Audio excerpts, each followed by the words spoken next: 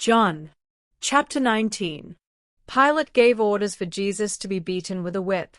The soldiers made a crown out of thorn branches and put it on Jesus.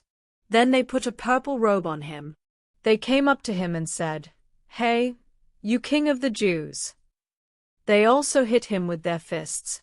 Once again Pilate went out. This time he said, "I will have Jesus brought out to you again. Then you can see for yourselves that I have not found him guilty." Jesus came out, wearing the crown of thorns and the purple robe. Pilate said, "Here is the man." When the chief priests and the temple police saw him, they yelled, "Nail him to a cross! Nail him to a cross!" Pilate told them, "You take him and nail him to a cross. I don't find him guilty of anything." The crowd replied, "He claimed to be the Son of God. Our law says that he must be put to death." When Pilate heard this, he was terrified. He went back inside and asked Jesus, "Where are you from?" But Jesus did not answer. "Why won't you answer my question?" Pilate asked. "Don't you know I have the power to let you go free or to nail you to a cross?" Jesus replied, "If God had not given you the power, you couldn't do anything at all to me. But the one who handed me over to you did something even worse." Then Pilate wanted to set Jesus free.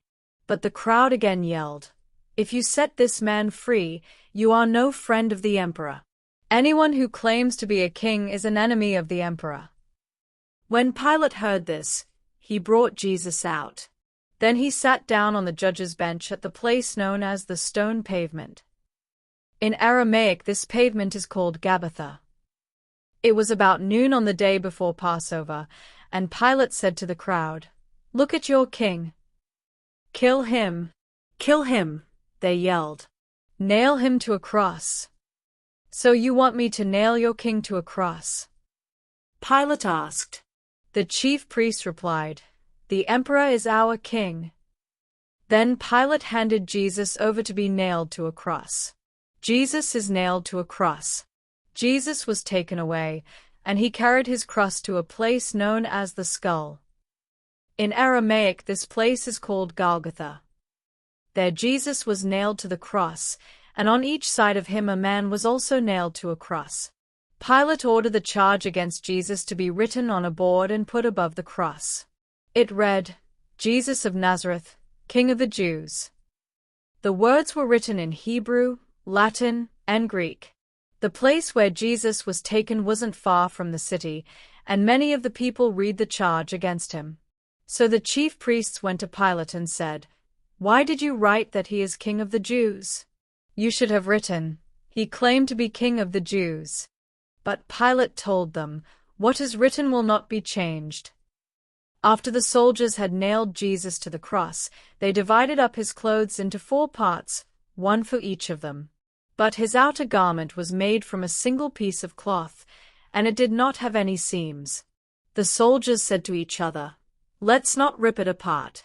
We will gamble to see who gets it."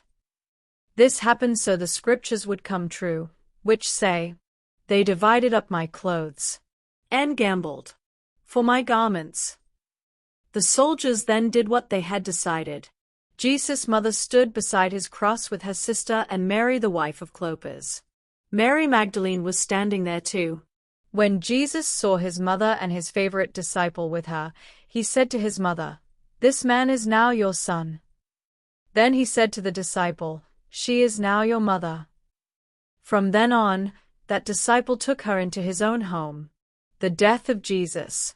Jesus knew that he had now finished his work. And in order to make the scriptures come true, he said, "I am thirsty."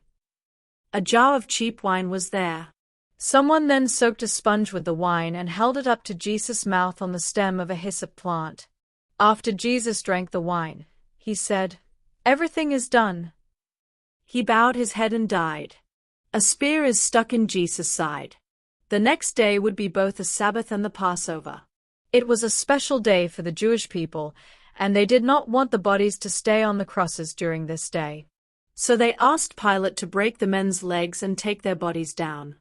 The soldiers first broke the legs of the other 2 men who were nailed there. But when they came to Jesus, they saw he was already dead, and they did not break his legs. One of the soldiers stuck his spear into Jesus' side, and blood and water came out. We know this is true, because it was told by someone who saw it happen. Now you can have faith too.